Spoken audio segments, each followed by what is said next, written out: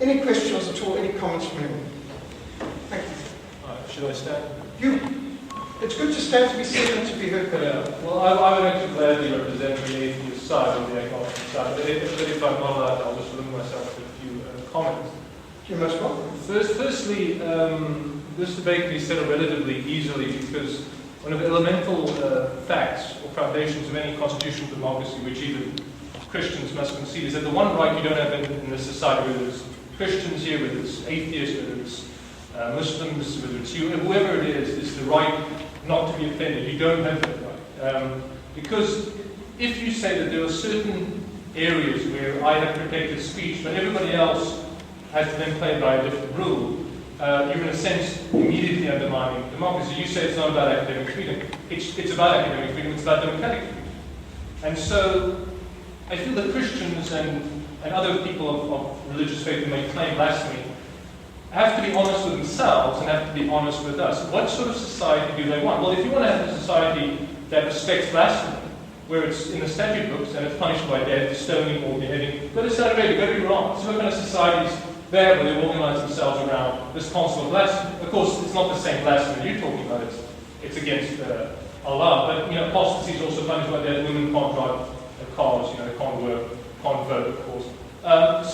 And one of the tenets of Christianity is, of course, honesty. So again, come out and say what it is you really want. Because, well, I don't agree with the Richard Sagan cartoons. I thought it was pure. I thought I would never take God's name in vain. I would never insult Jesus. I think those are childish tactics. I think I don't agree with that type of critique of religion, because it isn't a critique of religion. You must critique ideas. You mustn't just ban it by insults. So at that point, I would buy. However, you do not have the right to say, because I'm offended by something, that person doesn't have the right to say, that person doesn't have the right to express himself. I'm offended a million times a day, oftentimes by religious people. They say stupid things, they're ridiculous things, false. So what's stopping tomorrow our president saying, because I'm offended by certain speech, you can't say that? And that's why it's a slippery slope. So if you want to live in a theocracy, go to Iran. You want to live in a society where you can't express yourself, go to North Korea. But if you want to live in a democracy, you don't have a right not to be offended. That is a foundational principle of any democratic order. So the analogy used about the traffic was actually a good one, but unfortunately not in the way you intended. Because yes, there are rules to regulate it, such as hate speech and libel, but you can't have this special category. You can't have a category set aside that puts you above the rules of other people. So you have to decide: either you are a hypocrite, so you want rules that don't apply to other people. And of course, Jesus did say, a hypocrite is someone who never applies to himself the same standards he applies to other people, so he was against hypocrisy. Or you're a theocrat or an authoritarian person. So they can take the best case scenario, a hypocrite, not a great thing to be, I would say. Worst case, you're a theocrat or authoritarian and you're having your hate freedom. So again, take your pick. But don't couch it in this idea of, well, you have to be responsible. I think Stalin, liked it when people agreed with you. Hitler liked it too. They spoke about responsible speech to us. Isn't that a good thing of a joke? So just, be clear about your agenda, please, or all Christians. And as for the argument, about why don't we target other, well, first of all, I don't target Christianity. I'm a critic of religion. I don't target Christianity. It's about ideas. I don't think that's a valid argument either, because we are a predominantly Christian society, so that seems to be a more ready-made target, if you will. It will resonate with more people.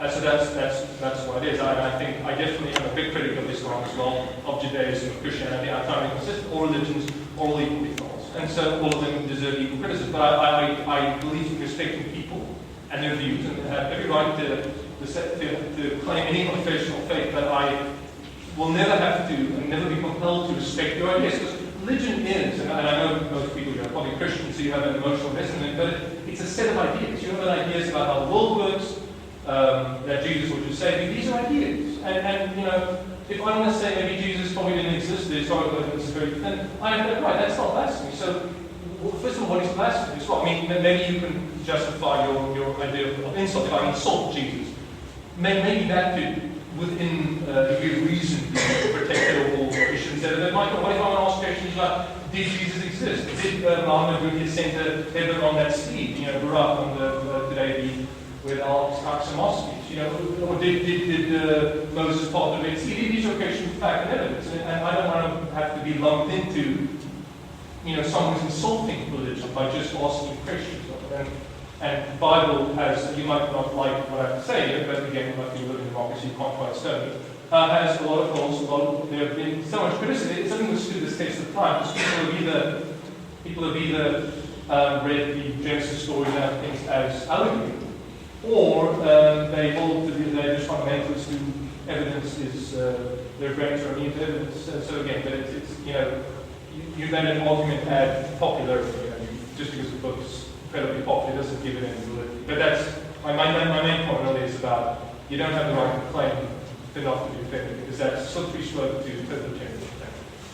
Well, thank you for that. And thank you for articulating the position.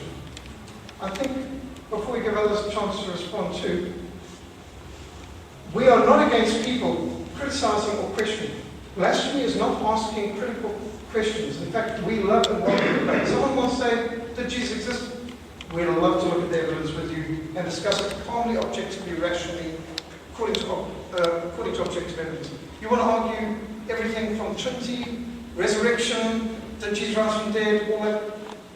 You can ask your questions. There's nothing wrong with serious inquiry and even harsh criticisms. Harsh criticism is fine. You throw at us the best you've got in an academic way. But I think what we talk about with blasphemy is akin to abuse.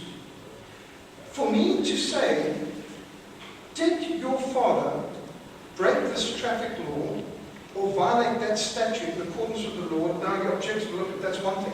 For me to throw a whole lot of abusive adjectives against your father, well, now that's another story. That's not free speech. And as you said, you're against hate speech. But is blasphemy not hate speech against God, Jesus Christ, and those who serve him?